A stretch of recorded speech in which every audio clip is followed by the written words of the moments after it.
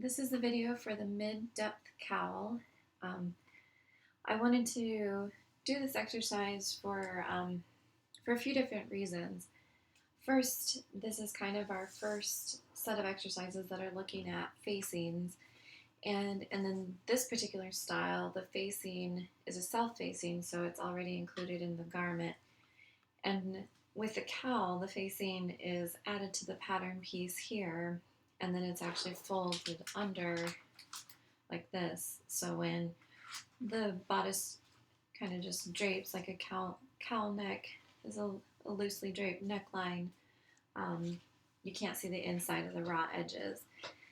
And so as an introduction to facing, I thought this would be a good place to start. And so we'll develop patterns for the front and for the back, and both of which will have this facing on them. And then the second reason I thought this was a good exercise for you all to do is it is probably the only pattern exercise that we will do that drapes that is cut on the bias. So when this is draped, since it's cut on the bias, it has more of a loose kind of a loose drape for it, for lack of better terms. So you'll remember if this is our piece of fabric, for example, and I have the lengthwise grain on here and then the crosswise grain illustrated. To get to the bias, well, I can actually fold the fabric so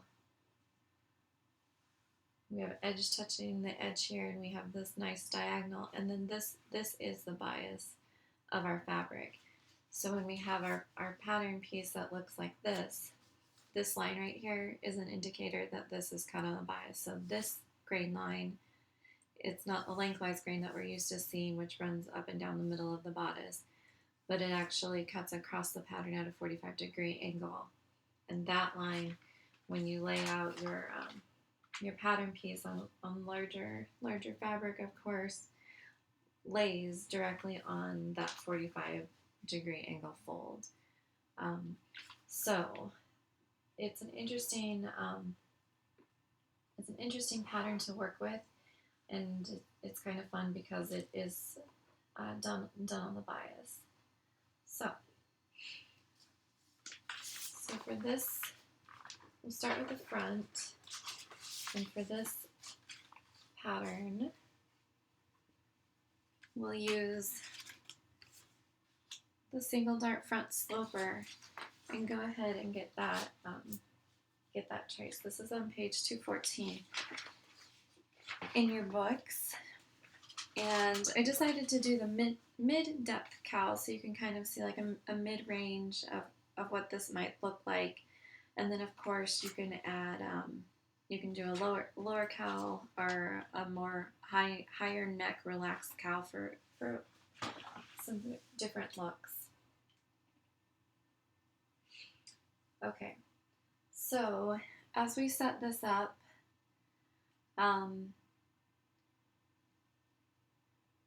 we will be adding some paper behind it so we can have enough space to add this facing in.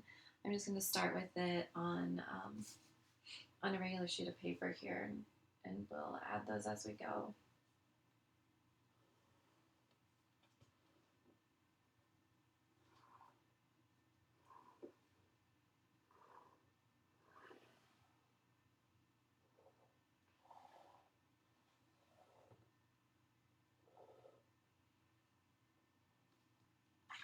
Okay, so we have our basic block traced, and now we will go ahead and set up a slash line from the center front to the bust point.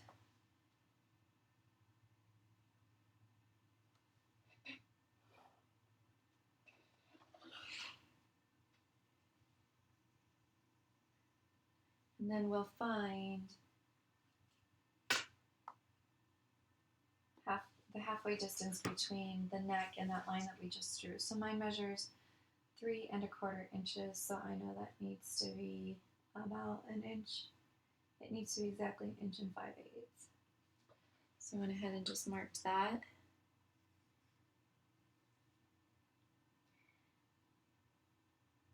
And then we'll also find the mid shoulder by taking a measurement. So it's 2.5 inches, so 1.25 inches. And we'll label this one B at the shoulder and the one at the center front A.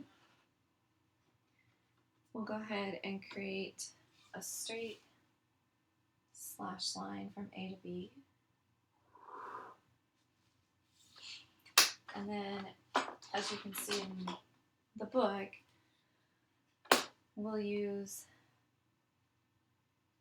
our French curve to create a more curved slash line, half the distance from B to the shoulder tip and A to the first slash line, and then we'll do another curved slash line from the shoulder tip to that initial slash line at the bust level. So when we have our pattern set up, we have something that looks like this. So now we can go ahead and cut the pattern from the paper. And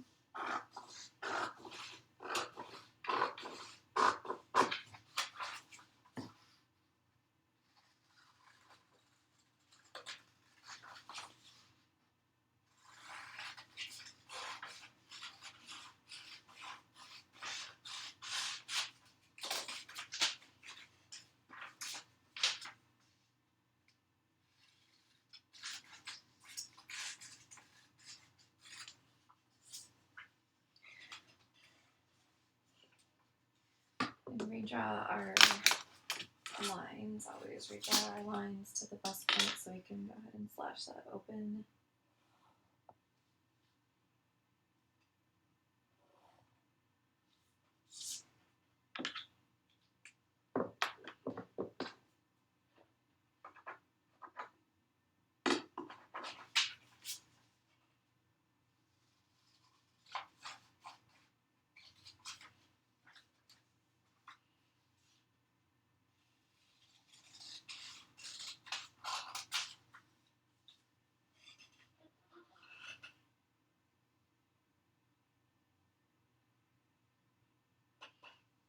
Alright, and we can go ahead and remove this top portion above the A to B line. We know that because it's grayed out in our exercise, and then that is actually kind of the depth, if you want to call it that, that our cowl will fall.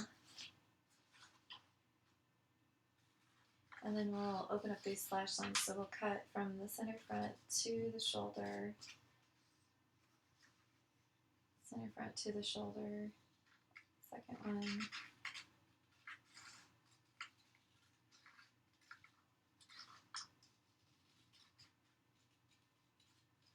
okay, and then we'll also cut from the center front to the bust point, so we have our 3 slash lines. So our pattern now looks something like this. And now we're ready for figure number 2. So this is where we get a larger sheet of paper. And we'll go ahead and fold it in half.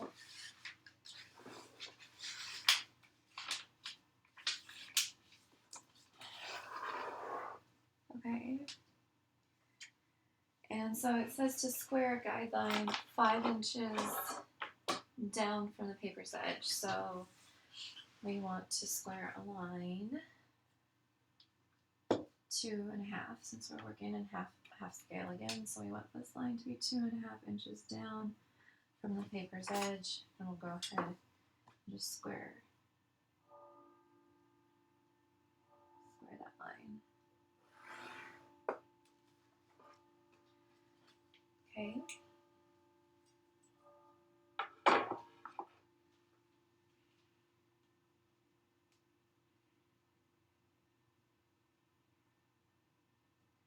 And we'll go ahead and call this the guideline. And then we place our chopped up pattern. We will put A, so this is still A. We'll start by putting A and B on that guideline. And you'll start to see here that we won't actually be using these kind of pieces that come off the paper here.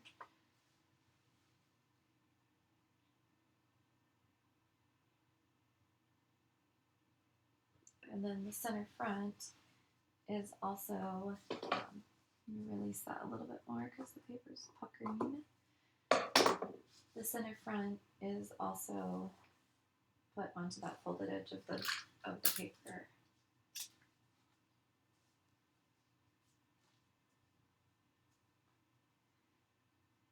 So now we end up with something like this.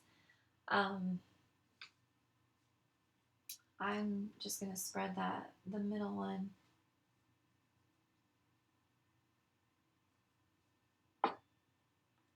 somewhere in the middle like that.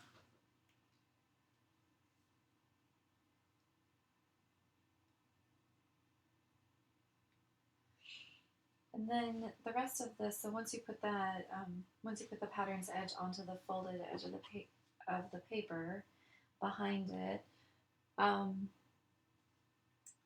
mine, if all of these remain connected, mine just kind of lays flat at a certain angle, and yours should do the same. So it's done this the 2 times that I've done this pattern exercise now. So I kind of ripped that up there, but if I would have left it alone, it would have just, in squaring this with the flat edge of the paper and in squaring this with the guideline that we drew, it just kind of lays how it wants to lay. If you would like to double check yourself, my bust line slash line opened 1/4 of an inch to 5/16, and the front dart is now 1 3/4 wide. So this down here is 1.75, and then up here we have 0.25, or just slightly over. So just double check yourself to make sure that you are also relatively consistent with those measurements.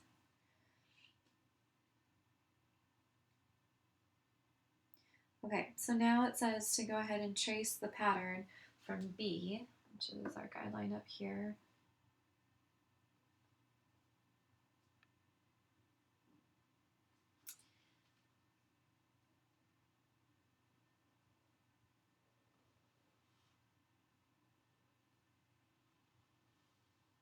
so tracing the pattern from B to the center front.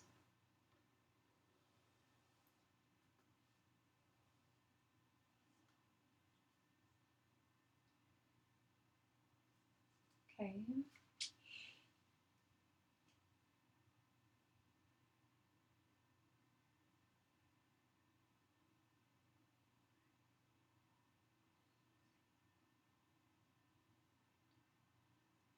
And then the last part that we need to do is we need to mark C. It says mark C 4 inches up from our A guideline here. And so we're going to have scale, we know that that's 2. So we'll just square out a line here and we'll label that C. So that is the part that now is going to become our facing that folds back on itself.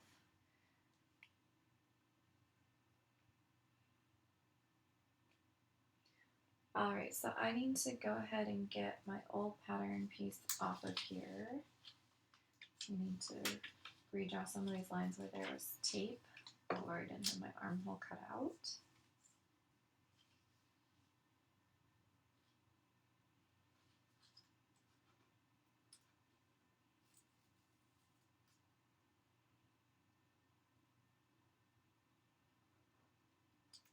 Okay.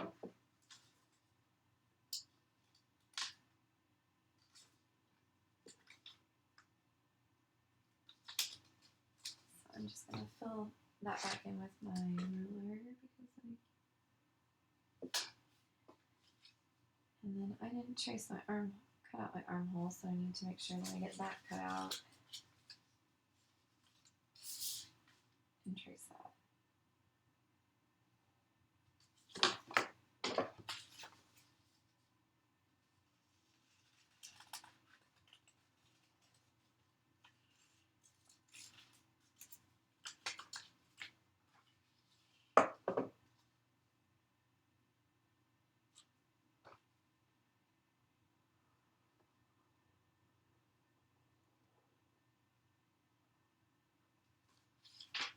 Okay, so now that can all be thrown away. We have our new pattern that's been transferred to the bigger sheet of paper. And so now we're ready to fold our guideline back. So fold the paper back on itself.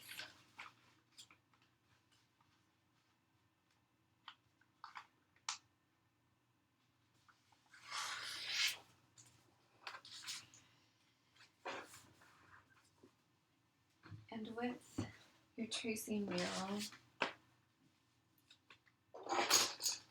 go ahead and trace your shoulder. And what we're doing is we're transferring this exact same line to the facing. So when we open this back up, we have an exact replica of the line that's further below.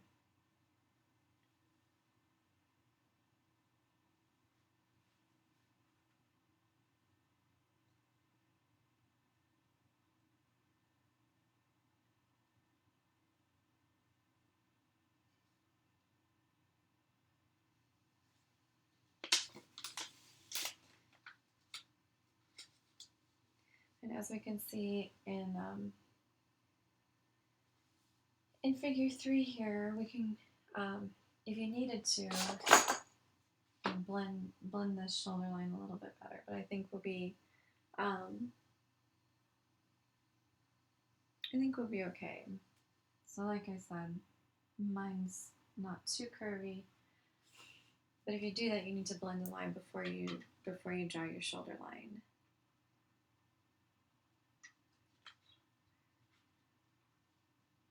Okay, and then from here we'll measure up 1.25 inches, so we know that in half scale is 3/4 of an inch. And so this right here is the length of our facing.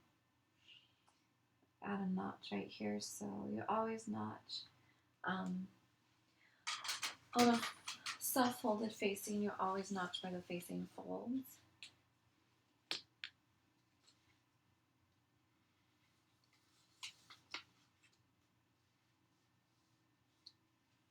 And now we're on figure 4 now on page 215. We can go ahead and draw in that facing. So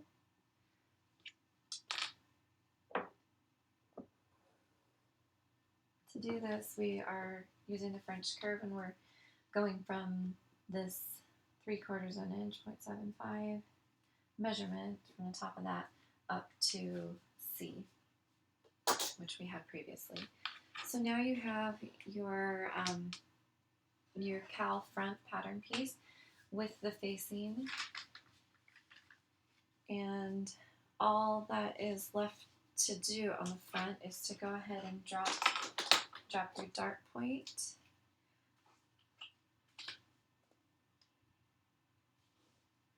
Redraw your dart legs.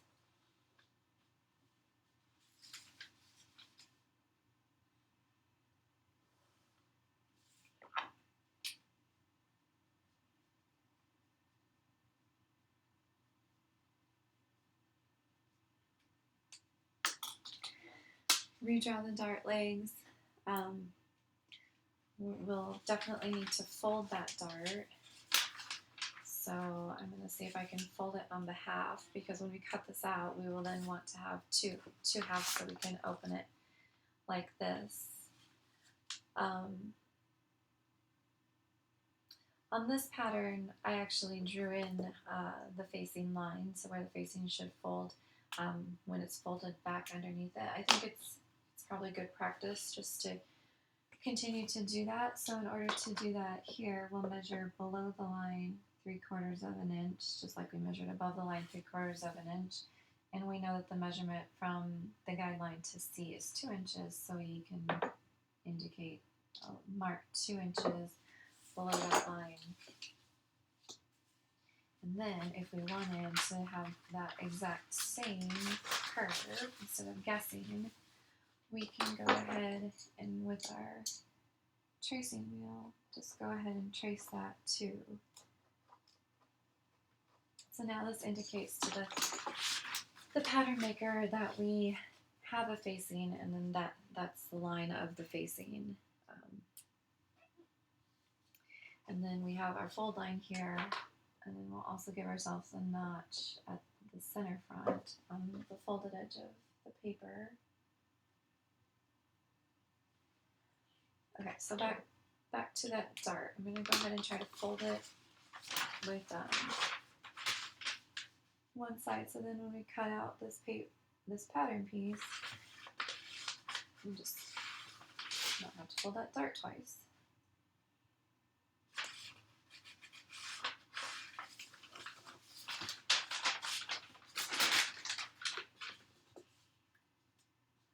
So the excess folds towards the center front like normal. So we can take this leg closer to the center front, bring it to the other dart leg, and get our nice fold in there. Okay. And then with our, go ahead and blend that line just a little bit. And then with our tracing wheel, trace over the dart excess behind it. So when we open with our pattern piece, we have our nice dart peak. Just fill it in.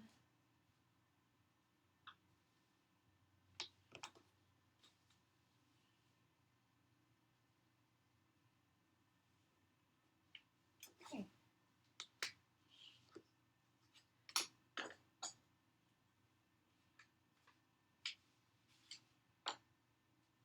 And so now, when we get ready to cut this out, we have everything transferred or folded so we can just cut it.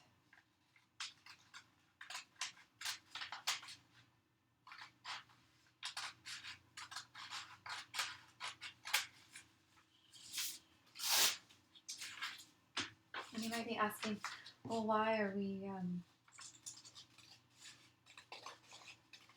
do we have the paper folded and we're going to all this extra effort from one side to the other?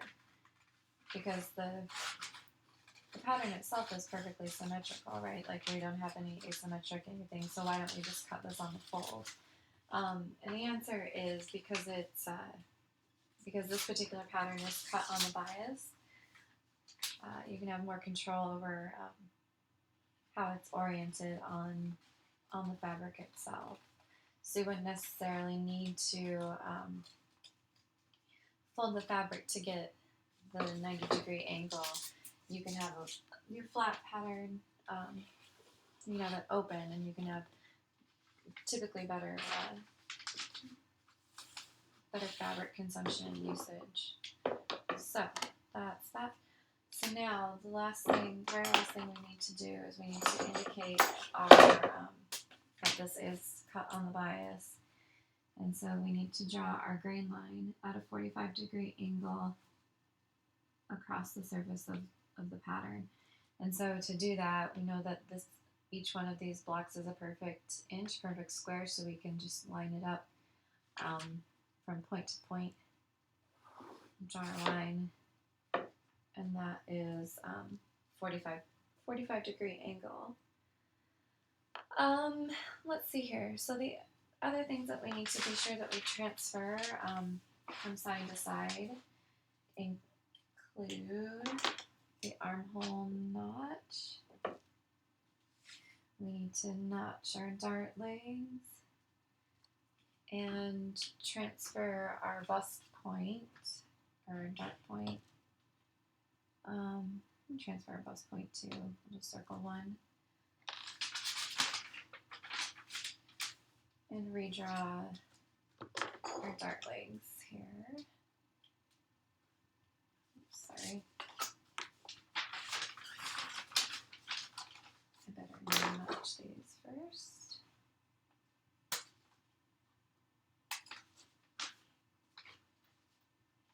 Armhole notch, and then our neck fold, or facing fold. Okay, now I have all the information I need to go ahead and redraw these dart legs on this side.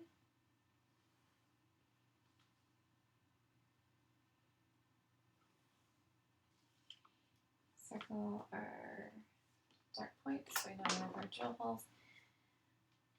And then I think we're done with the front. So now we're going to go ahead and move on to the back so that our back matches our front. So here's a look with the paper folded, that the facing lines up perfectly back on the inside with our shoulder seams, and then also stays within the parameters of that curved line that we transferred with our tracing wheel. So before we add any seam allowance, let's go ahead and drop to the back pattern piece. And then we'll make sure that our shoulder seams are the same length, and we'll go from there. So you're ready now to trace the back block.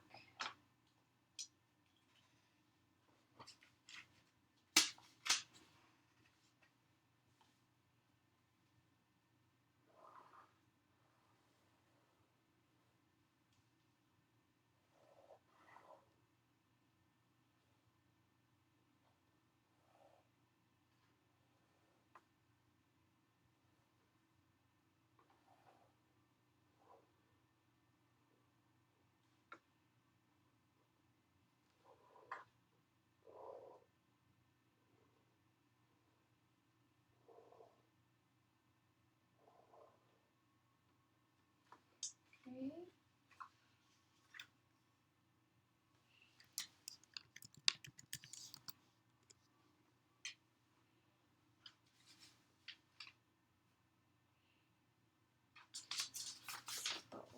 Pull this down. This is what we're working on at the moment.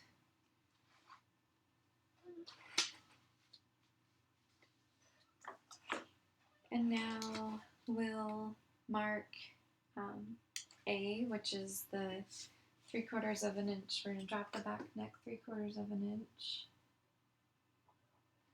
And they label this A. And then B, we're going to mark just a 1/4 inch down from the mid shoulder, and this will eliminate the shoulder at the neckline. And in half scale, we only need to drop it down an 1/8. So here it's 1/8 of an inch, and then here we had 3/4 of an inch.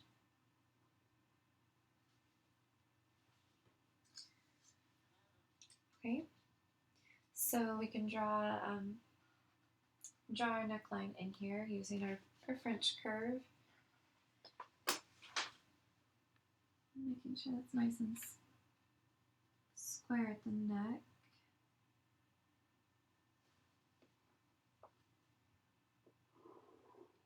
So curve A to B.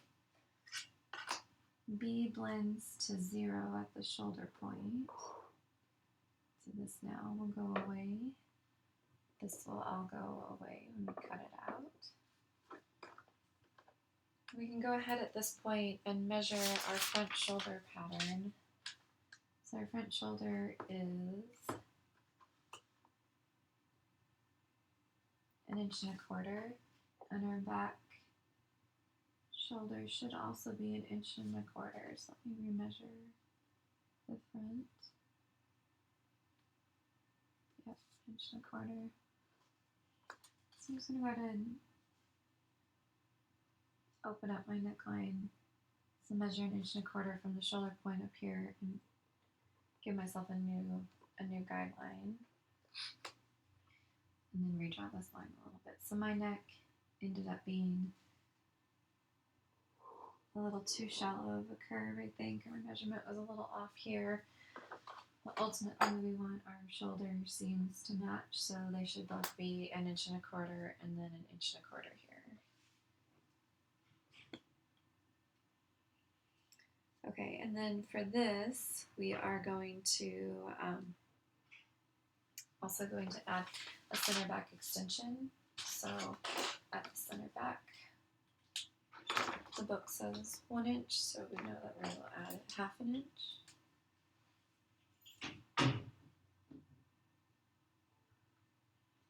Okay.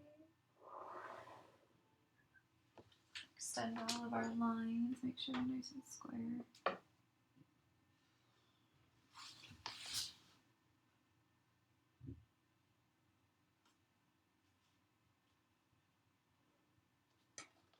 Okay. We'll just go ahead and give ourselves a double set of notches to say that this is the back, and then when there's a closure or whatnot, those would match up to the other mirrored side of this. And so this is where, to finish this, it says in the book, it says, for facing instructions, see chapter 16. So if we flip, let's see, did I mark the page?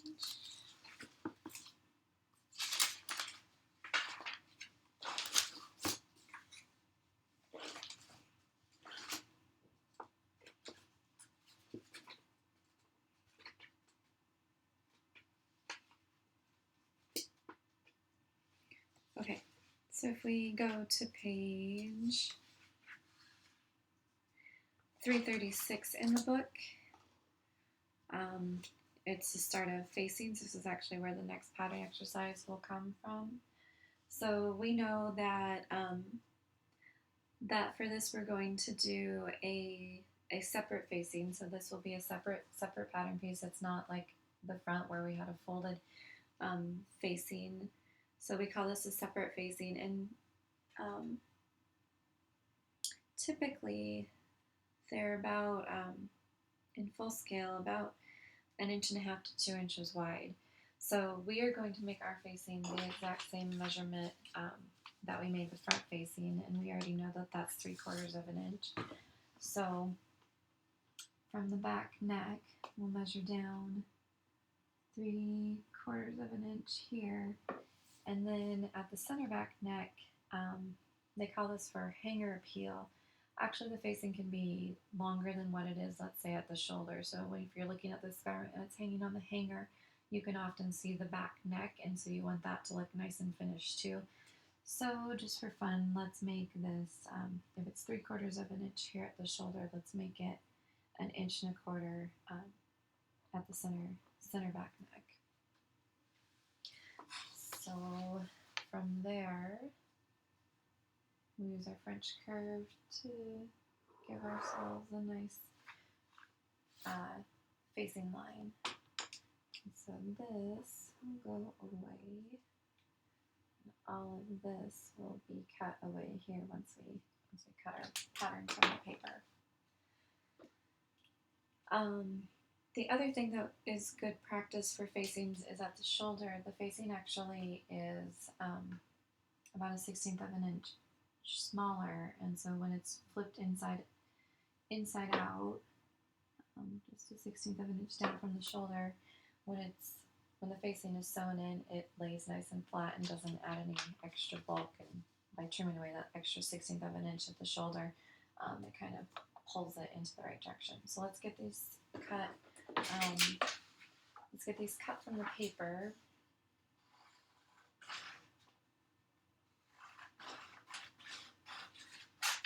And now I'm not cutting the facing out from the garment, remember, because it's an additional piece that gets sewn into the garment. So we'll cut the back bodice out first.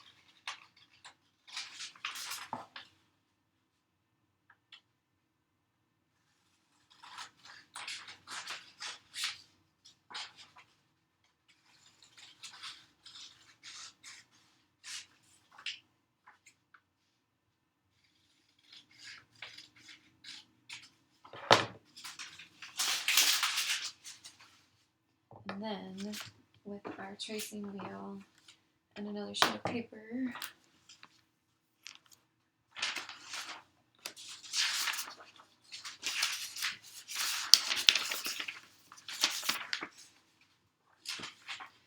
another sheet of paper behind it, we can trace around our facing. So from the center back neck along the edge of the neckline,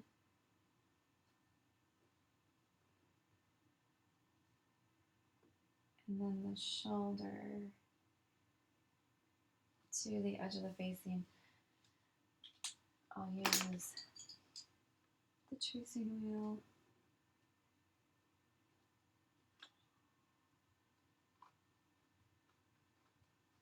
to transfer our facing line to the paper behind it. You can fill that line back in so you can see it.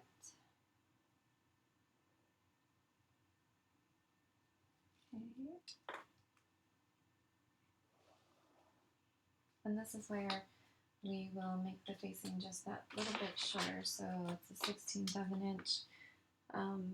In full scale and half scale, it means not quite a lot. So that orange line will become my new line, and we will go ahead and mark the center back too, so we know that this is we have a 1/2 inch extension here.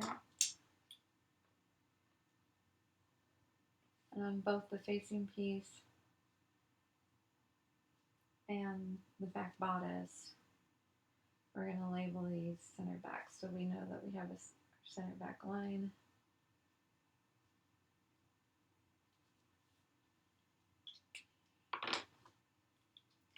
And then on both of these patterns, we will add our grain lines. So the backs are cut on the straight grain.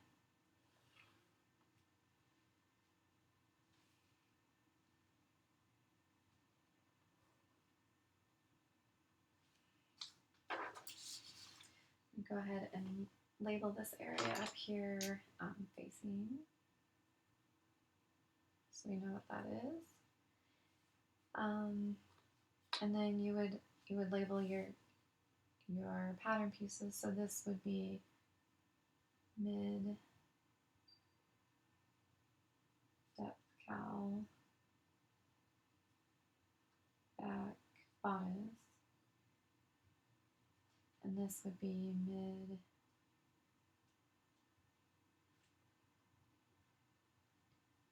mid depth cowl, back facing.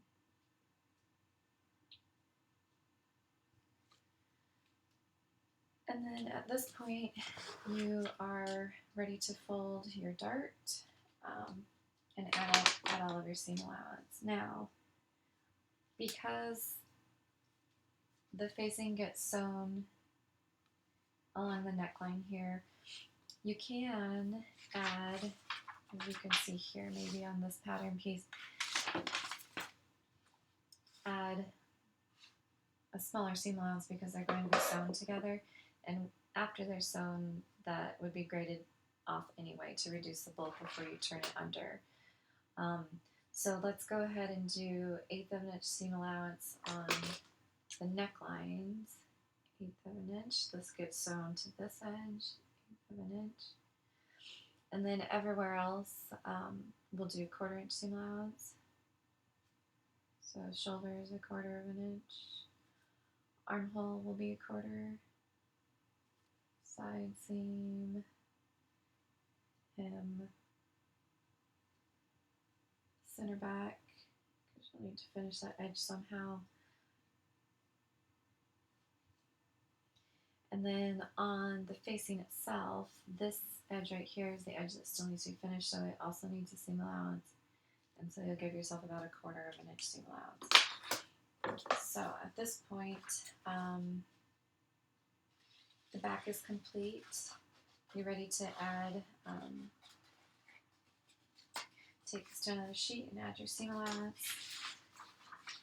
Get your facing cut out. Take to another sheet, add a seam allowance.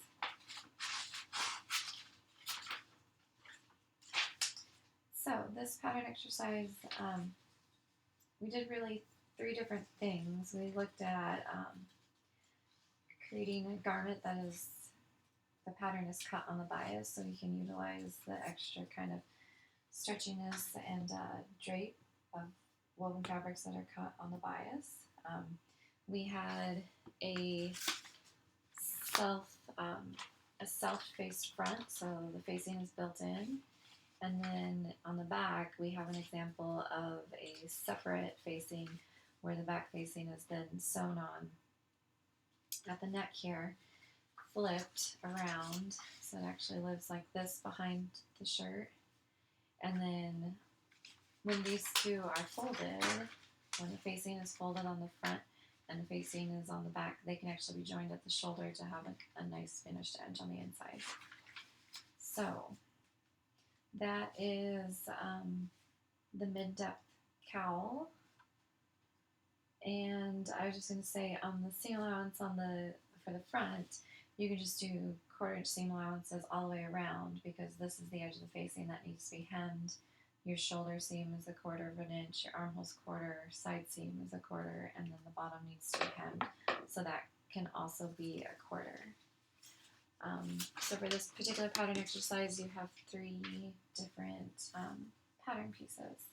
And make sure you get everything labeled appropriately.